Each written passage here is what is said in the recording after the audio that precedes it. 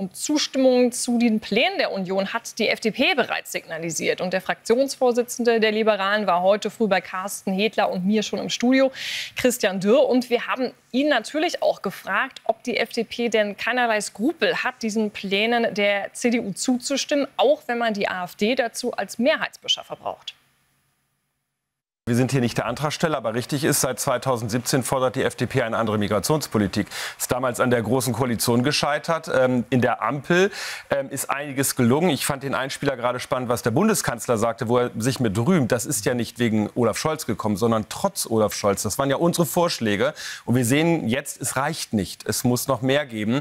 Und die CDU-CSU schlägt hier einige Dinge vor, die die FDP seit vielen Jahren vertritt. Und da sehen Sie es mir nach, dass ich nicht öffentlich sagen kann, ich bin auf einmal gegen eigene Vorschläge. Richtig ist doch eins, die gescheiterte Asylpolitik ist die Lebensversicherung der AfD. Und das, was Demokraten jetzt machen müssen, ist eine andere Asylpolitik. Insbesondere nach diesem furchtbaren Attentat von Aschaffenburg. Und das muss man auch SPD und Grünen zurufen. Klar ist eins: Ohne die FDP in der Ampel hätte es keine Änderung gegeben. Und auch nach der Bundestagswahl wird es ohne meine Partei keine Änderung in der Asylpolitik geben.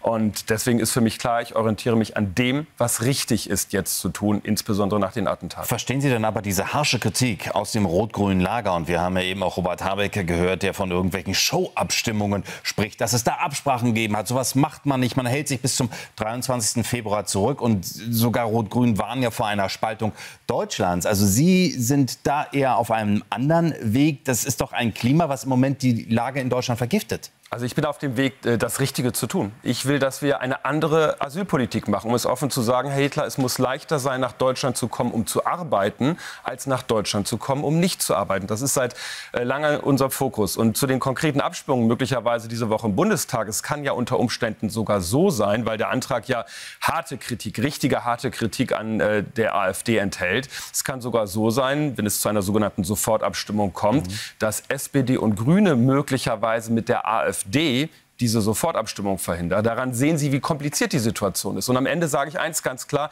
Diese Partei muss überflüssig werden durch eine andere Migrationspolitik. In Wahrheit hat die AfD keinerlei Interesse daran, dass die Probleme gelöst werden. Aber die Demokraten sollten es doch haben. Es ärgert mich, dass da eine Ampel zu wenig möglich war. Die CDU, das anerkenne ich, hat eine andere Haltung als noch damals zu Zeiten von Frau Merkel. Unsere war das schon immer. Und für mich ist der Fokus, dass die FDP in Deutschland dazu beiträgt, dass wir eine andere Migrationspolitik bekommen, weltoffen bleiben, eine liberale Demokratie offen bleiben und eine liberale Demokratie bleiben und dass wir uns darauf konzentrieren, dass Einwanderung in den Arbeitsmarkt stattfindet. Aber diese irreguläre Migration, die muss beendet werden. Also nochmal die bewusste Unterscheidung zwischen Arbeitsmigration und eben Flucht, was Ganz ja oft genau. in der Debatte auch durcheinander geht. Ganz genau, ja. Nun ist das ja interessant, dass Sie, wenn wir jetzt über die konkreten Vorschläge der Union sprechen, dass Sie eigentlich sogar noch mal eine Schippe oben drauflegen, eigentlich sogar schärfer sind, sagen, beim Thema Rücknahme, wenn die verweigert wird, kürzen wir die Entwicklungshilfe. Das ist eine Ihrer Forderungen. Ansonsten hat Christian Lindner auch heute früh noch mal gesagt, letztendlich gibt es einige inhaltliche Unschärfen und Schwächen. Was genau sind die bei den Anträgen, um die es jetzt geht? Es ist ein einfacher Antrag mit zurzeit 5 Punkten, die ja sehr knapp ausgeführt sind. Das muss am Ende in Recht und Gesetz umgesetzt werden. Das muss eine neue Bundesregierung in wirkliche Gesetze umsetzen. Ich hätte mir da in der Ampel viel mehr gewünscht. Ein paar Dinge sind ja gelungen. Beispielsweise haben wir die Sozialleistung abgeschafft für diejenigen, die ausreisepflichtig sind, weil ein anderes Land für sie zuständig ist. Das war der Vorschlag der FDP. Verlängerung der sogenannten Abschiebehaft, damit Abschiebungen möglich werden und nicht nur politisch drüber geredet wird. Und Sie sprechen einen wichtigen Punkt an. Es ist doch für niemanden nachvollziehbar, dass Länder Entwicklungshilfe bekommen, die ihre eigenen Staatsbürger nicht zurücknehmen. Also ich glaube, da muss man weitergehen. Das sind alles Punkte, die in Deutschland seit vielen Jahren diskutiert werden, die von meiner Partei immer wieder vorgebracht werden. Und es braucht nach der Bundestagswahl demokratische Mehrheiten, um das auch umzusetzen. Herr Dürr, aber die Frage ist ja jetzt, wenn es in dieser Woche zur Abstimmung kommen sollte, dann stimmt vielleicht der Bundestag zu.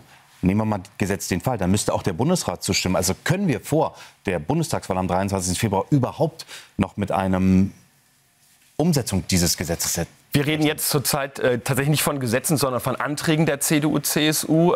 Das muss in Gesetze umgesetzt werden. Da sehen Sie genau den Punkt. Die wollen auch einen Gesetzantrag einbauen. Hörte ich jetzt auch zwischendurch. Da müssen wir uns genau anschauen, was das im Konkreten ist. Aber selbst das wäre eine sogenannte erste Lesung. Es braucht dann eine weitere Sitzungswoche, um das umzusetzen.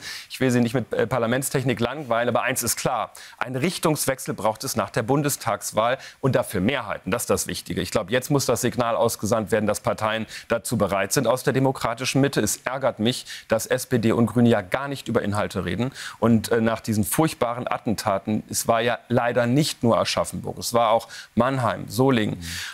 Und dass man nicht bereit ist, diese Migrationspolitik zu ändern. Wir müssen wirklich das Ganze wieder vom Kopf auf die Füße stellen. Und meine Partei ist dazu bereit. Und da wir wissen, welche Verantwortung wir auch haben, damit es am Ende demokratische Mehrheiten gibt nach der Bundestagswahl, stellen wir uns dieser Debatte. Ich will, dass wir ein weltoffenes Land bleiben.